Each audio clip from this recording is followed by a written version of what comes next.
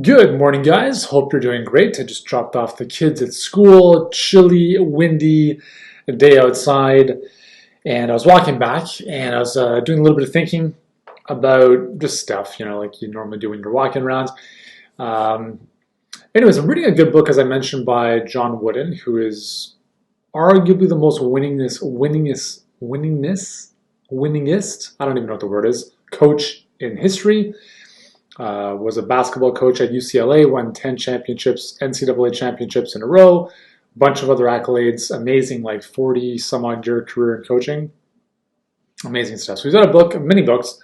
The one I'm reading is Wooden on Leadership.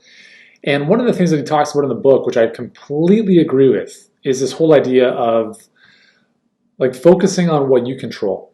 And I'll share a little anecdotes of why this is impactful for me as well as I think for you. So the other week I was at the mastermind that I'm a part of, and one of the things that we do in this higher level mastermind is we share all of our numbers. So everyone in the group just gets up and they write down their 5 dials, we call them, revenue, leads, etc., time off, genius days, etc. And we always look at what we had set for that quarter. So we write down from the previous meeting 3 or 4 months ago, what was our goal for the upcoming quarter? And then when we meet up again, we basically write down, here's what actually happened. And one of the things that I've noticed is that a lot of the goals that I set, I don't even get close to. And this has been something that's been a theme in my life. And I think 2 things, I set very, very, very ambitious goals, which it's not always great because when you don't hit your goals, it doesn't really do a lot for your confidence. So I told everyone as a joke, my goal for this quarter is to make $1, right? Set the bar low, right? Set the bar really low so you win no matter what. Obviously, I was joking.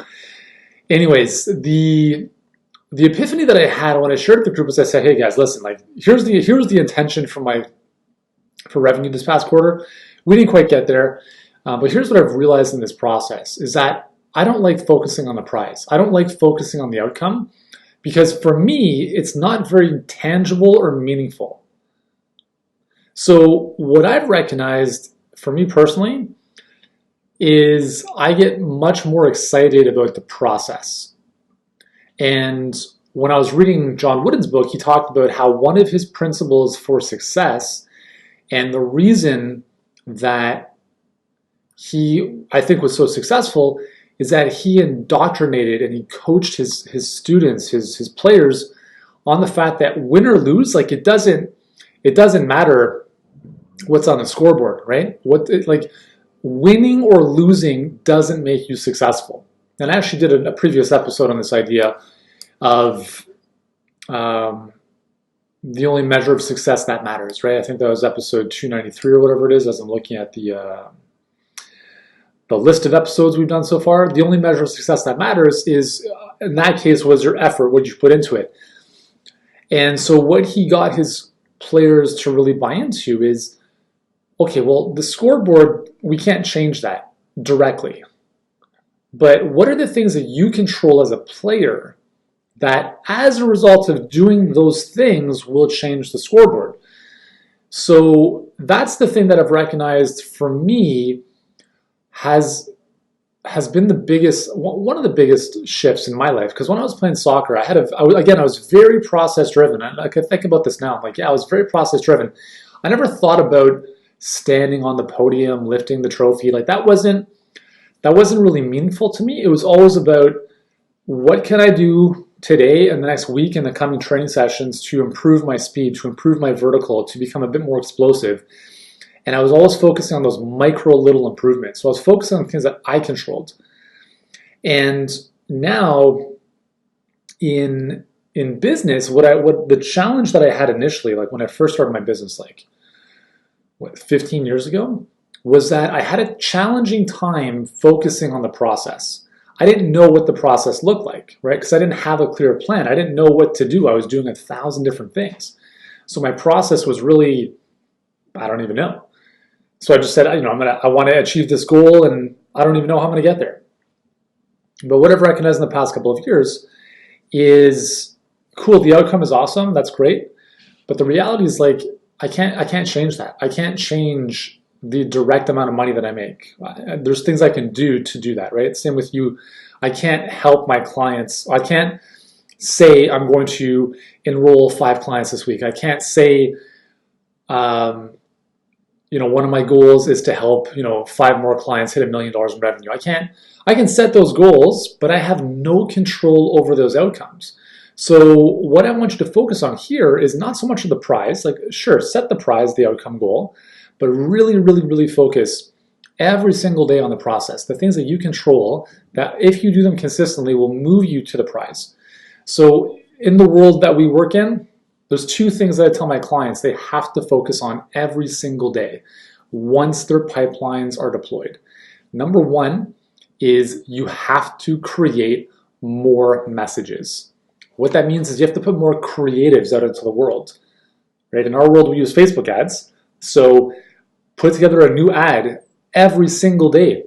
Like, not that you have to deploy a new ad every day, but if you focus on writing a new ad every single day for at least 30 days, watch what's going to happen in 30 days from now. Number 1, most of those ads are not going to perform well, which is part of the process, right? Like, it's like listing out your 10 ideas to do something.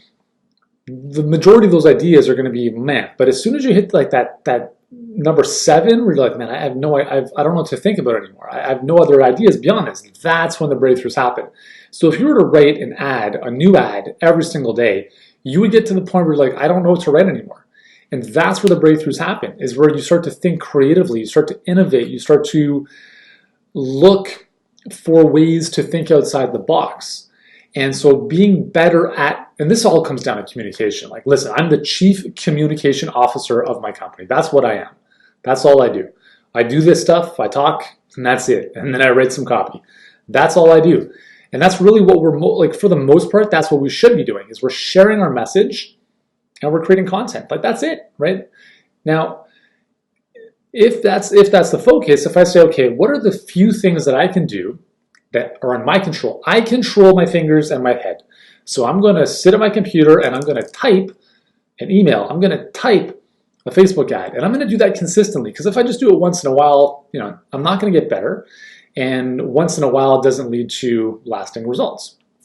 So that's the first thing, is being consistent with whatever form of communication you want to be consistent with. Now, as an example, like this podcast or these video episodes I'm doing inside the Facebook group, I usually do these every single morning at about the same time. I've kind of got into a nice groove where I just drop off the kids at school, I come back and I do a quick 10 or 15 minute episode, and I'm done. I get on with my day. And every single day, for the most part, maybe not on the weekends, I do this. And for me, it's just a good rhythm to get into, because there's 2 things that happen. Number 1, the more of this stuff I put out, the more people it's going to help. And number 2, the more of this I put out, at some point, you might be listening to this and you're like, you know what? That was the message. That was the one that really struck a chord with me, and I'm ready to go to workwithyuri.com and book a call and potentially work together. So there's a method to the madness here, right? Third, obviously, is a creative outlet for me. So, obviously I want to share some stuff that I think can be valuable. Even if no one's watching or listening, I think it's just a good cathartic exercise for me to do. So that's one thing, is writing or communicating more consistently every day, to put your message in front of more people. The second thing, and this is probably the most important thing, is to train and repeat and practice your phone sales, your phone calls, your enrollment calls. It is the single most important piece of your business when it comes to sales and marketing. I should say the sales side, because there's a very big difference in a business that has, let's say, if you have 10 people book a call with you and nobody enrolls with you, that's a very big difference than if you had 10 calls and 3 or 4 people booked or enrolled with you. Let's look at that over the course of, let's say, 1 year, and just watch how important this is. Let's say that on average you get 20 calls booked per month, and over the course of 1 year, that's 240 calls, right? Now let's say that your coaching program is $3,000. And let's just keep that as a base for a second. So actually, you know what? Let's just make the math a bit easier for myself. So let's just say 200 calls. So you get 200 calls booked in 1 year. Now the potential 200 calls times 3,000 is $600,000, right? That's the potential. That's the ceiling of what you can earn. So you have the potential to earn more than $500,000 in revenue by doing 200 enrollment calls per year, which ends up being one every other day for the most part. So it's not an overwhelming number of calls here. Okay, so very realistic. If you enrolled 100% of those people, that's $600,000 in revenue. So let's say that you did 200 calls and you were mediocre and you enrolled 5% of people you spoke with. So 5% of 200 is 10. So 10 times $3,000 is $30,000. So your yearly income, barring everything else, if no other income came in, is $30,000 for that year, out of a potential $600,000. See that? Huge, huge gap. Big opportunity missed. You have a six-figure business, a high six-figure business potential that has not even been close to reaching that potential. So what's the difference? What's the difference between someone who has 200 calls and a $30,000 a year business and someone who has 200 calls and let's call it a $200,000 a year business, right? So someone who enrolls, let's say 20%, again, still relatively low, 20% of calls booked. So 20% of 200 is 40. 40 times 3,000 is 120. So let's just say $120,000 a year. So roughly 10K a month. So the difference between $30,000 and $120,000 a year in revenue is not that you set the intention for that amount of money. That's great, do it. But it's what you do consistently to focus on getting better on the phone.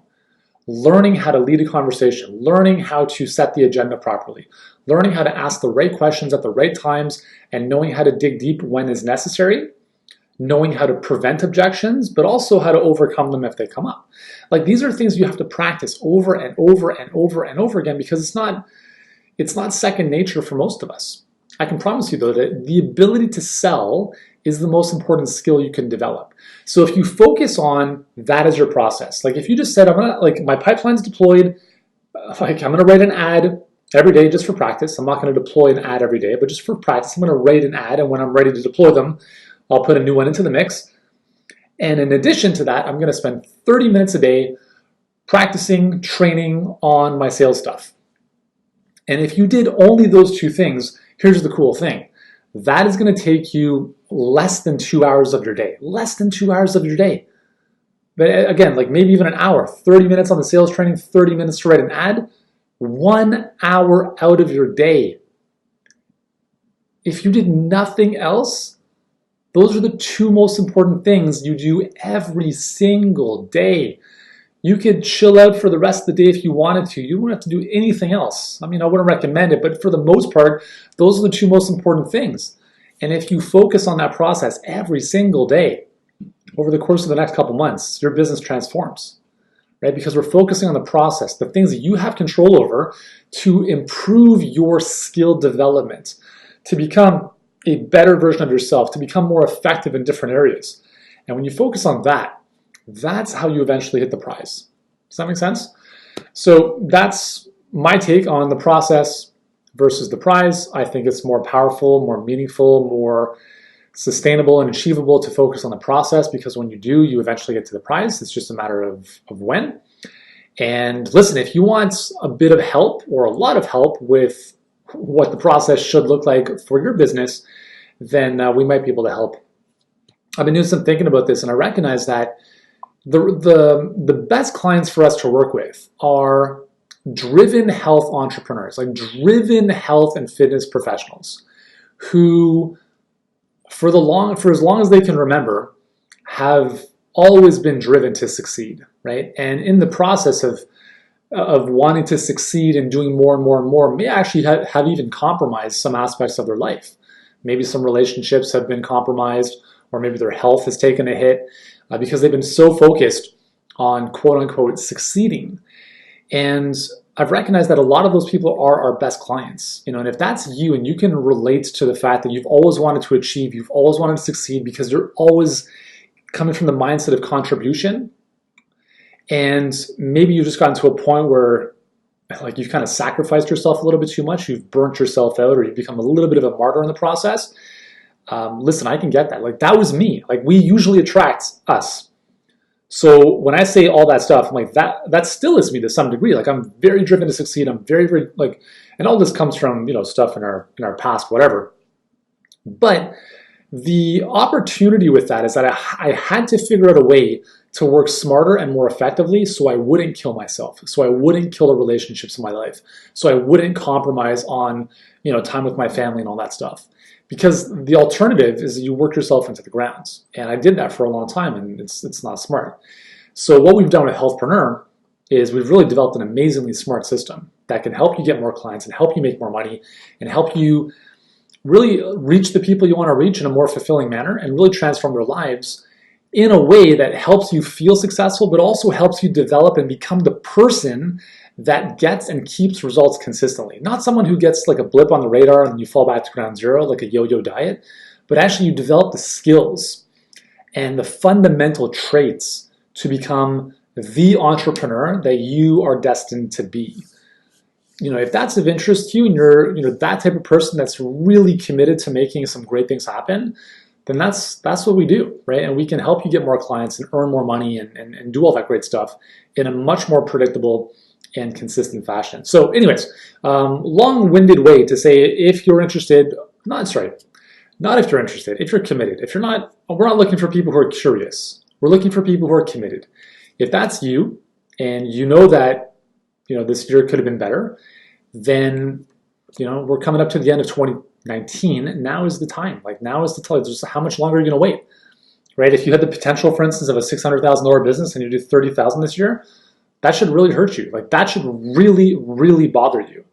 And if it does, then you're probably a really good fit to work with us. And if it doesn't, then you're probably not a good fit to work with us. And that's totally cool as well. Anyways, if you are a good fit, if you want more clients, if you want our help, or at least to figure out how we might be able to do so, go to workwithyuri.com. Again, that's workwithyuri.com.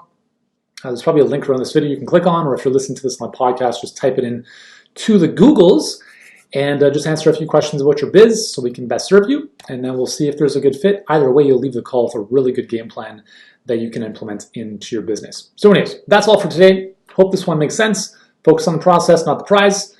And I hope you have an amazing day. Ciao.